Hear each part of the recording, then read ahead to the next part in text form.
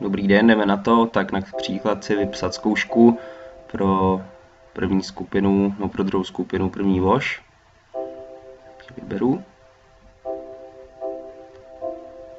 Nyní si vyberu ten předmět, je nutné, aby tam bylo číslo, protože jinak to jsou předměty z hotelovky. To znamená přesně podle rozvrhu. Zmáčknu nový termín. A nyní se mi rozklikne nabídka.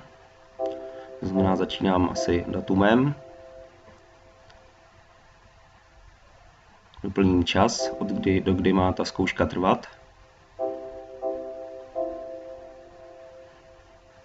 Mohli za to je zkouška, zápočet a tak dále. Zůstaňme u zkoušek nyní. Potom mohu samozřejmě vybrat, jestli to je řádný, opravný a tak dále. Vždy musí být vybráno aspoň jedno. Předmět vám zůstává, tak můžete pro kontrolu zkontrolovat, jestli je v pořádku. Nyní můžete omezit ten výběr pro zkoušku tím, že vyberete přímo ten ročník nebo tu třídu, kterou potřebujete, po případě jenom její druhou polovinu. Tímto křížkem červeným smažete a potom samozřejmě musíte vybrat třídu. Abyste potvrdili tyto výběry, musíte vždy kliknout na tu šipku.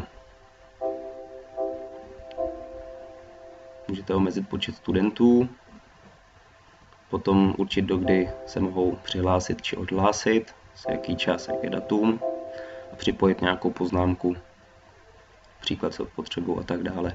Je možné samozřejmě i omezit, zda musí mít zápočet v systému, to jsme zatím neřešili, to znamená, to zatím nechme být. Potom uložíte. Tak, vidíte, že se nám už v termínech objevil tento nový termín přidaný, takže pokud budete chtít, tak ho kdekoliv můžete znovu editovat, anebo smazat. Smaže se tak, že na něj kliknete, dáte zrušit, nebo ho editujete potom, že kliknete na tu tušku. A opět můžete si změnit, co potřebujete, uložíte, to je hotovo. Tak hodně štěstí.